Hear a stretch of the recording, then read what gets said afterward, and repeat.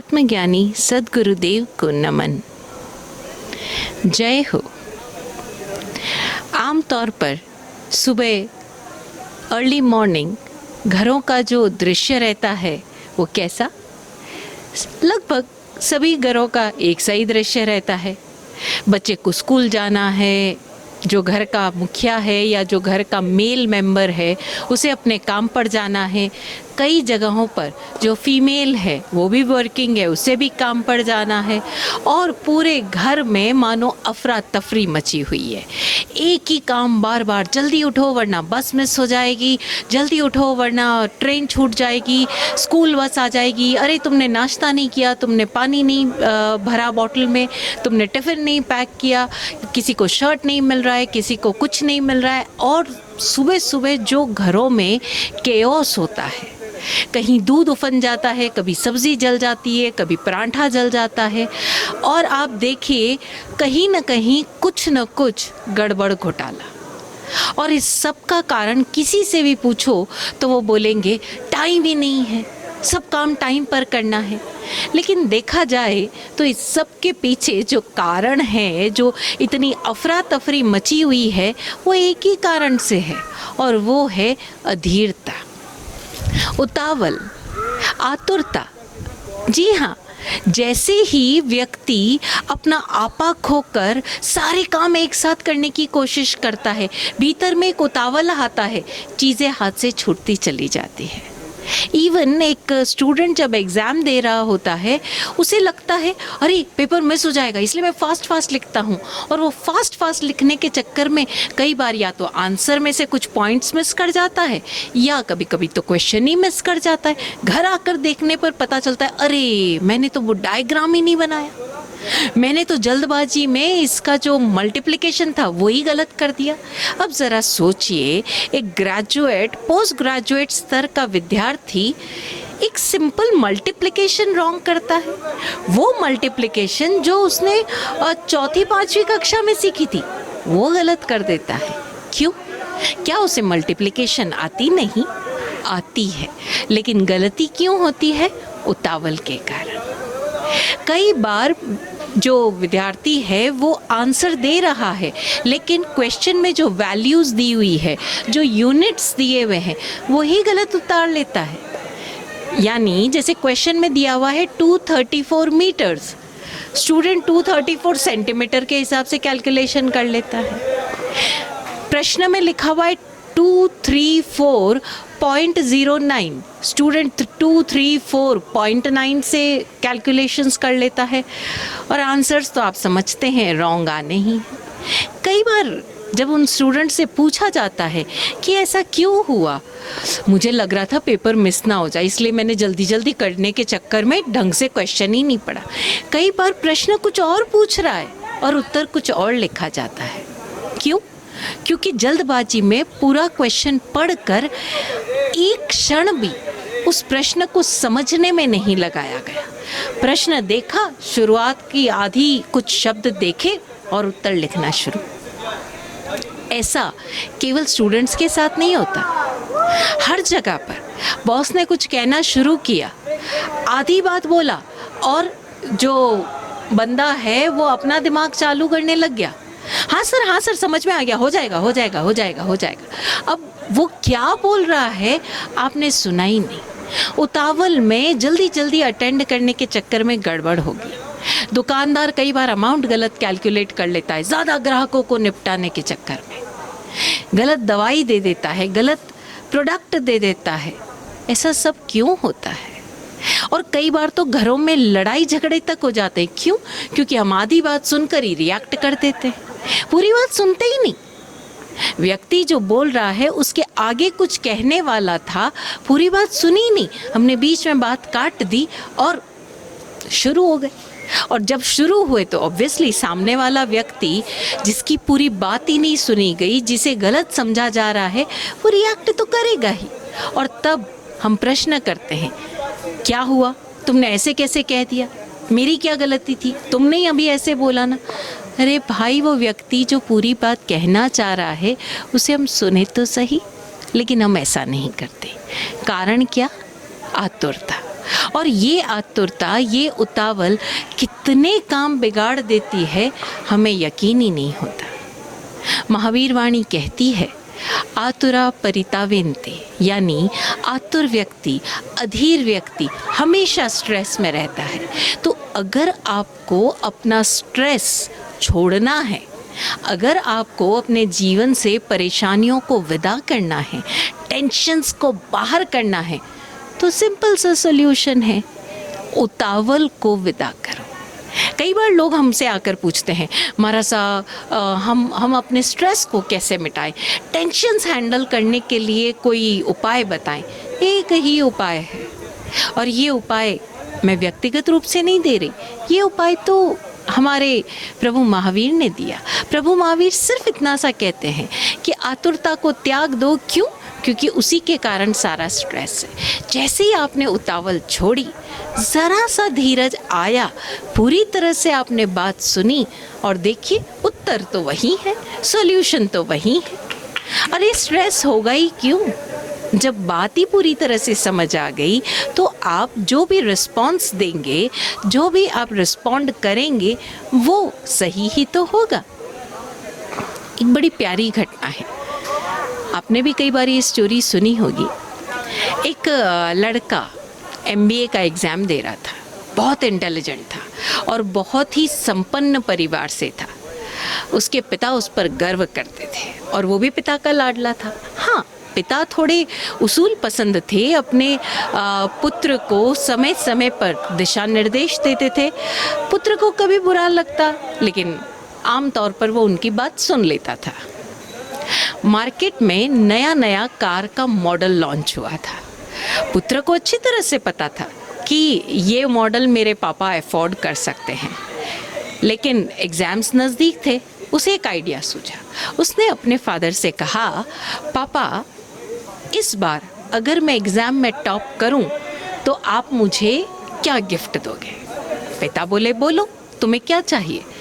तो उसने कहा, आप मेरे लिए ये मॉडल की गाड़ी जो अभी अभी लॉन्च हो रही है, ये बुक करवा दीजिए। जब तक मेरा रिज़ल्ट आएगा वो गाड़ी मार्केट में आ चुकी होगी। इधर मैं मार्कशीट लेकर आया और इधर मुझे वो गाड़ी चाहिए। बड़ी प्यारी सी जिद थी पुत्र की। क्यों पिता मना करता? आखिर ये सब कुछ जो संपत्ति थी पिता के पास, पुत्र के लिए ही तो थी, और उसे अपनी पुत्र की योग्यता पर पूरा भरोसा भी था। पिता ने खुशी खुशी बोल दिया, ओके डन। अब वो लड़का डेली कॉलेज जाता और डेली शोरूम में उस कार का पोस्टर देखता और मन ही मन ख्यालों में खुद को वो गाड़ी ड्राइव करते हुए देखता। उसके पीछे इंस्पिरेशन था, वैसे भी इंटेलिजेंट था, और उस इंस्पिरेशन के कारण उसने जी तोड़ मेहनत की। मेहनत का फल मिलना ही था।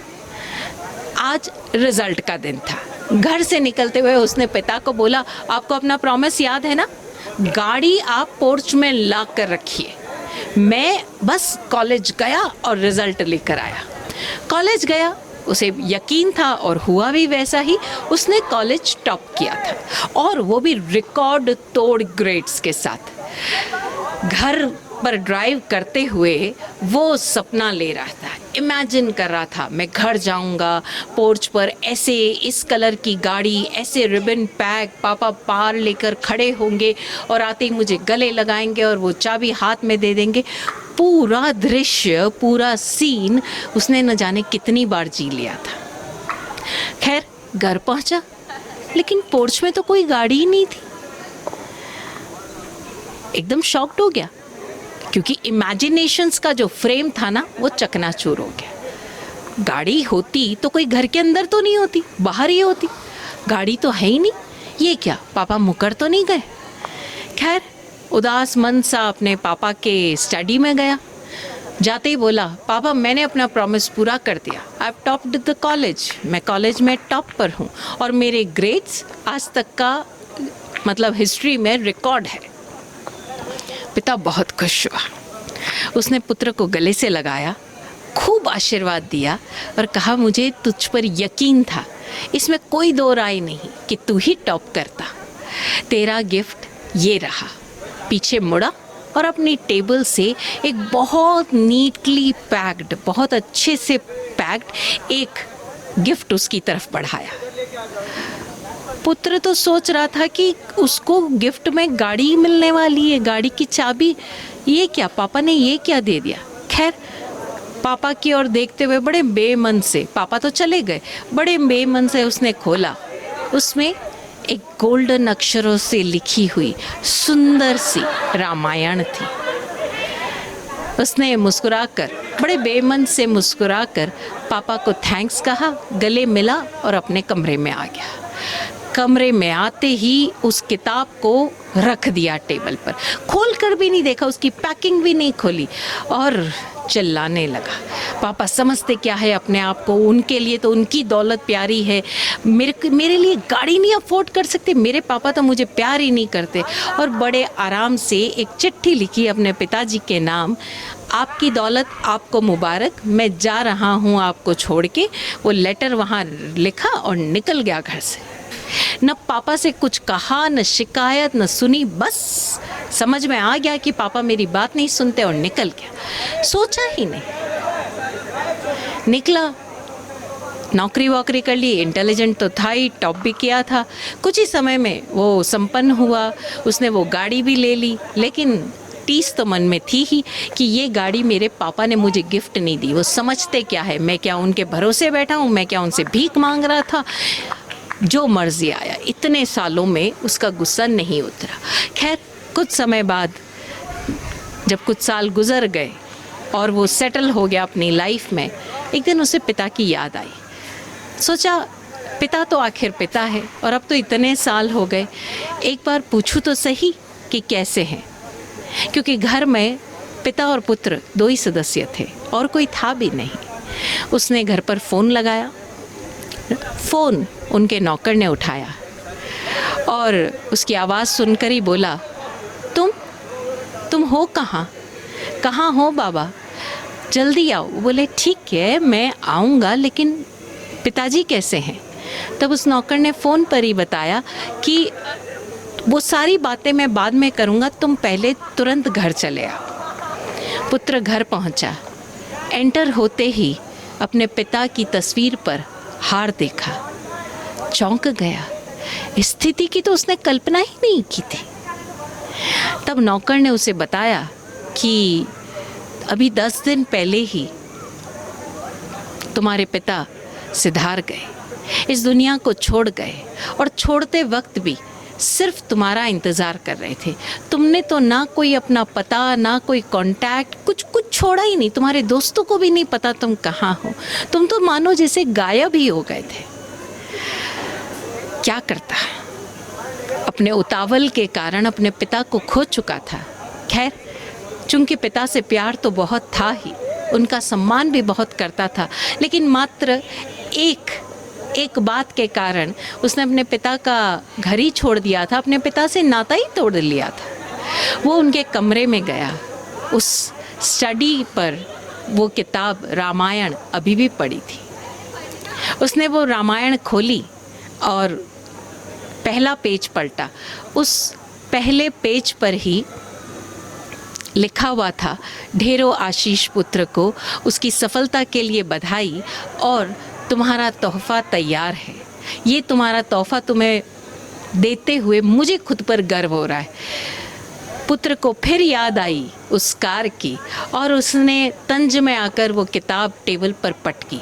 जैसे ही पटकी, उसमें से एक लिफाफा निकला।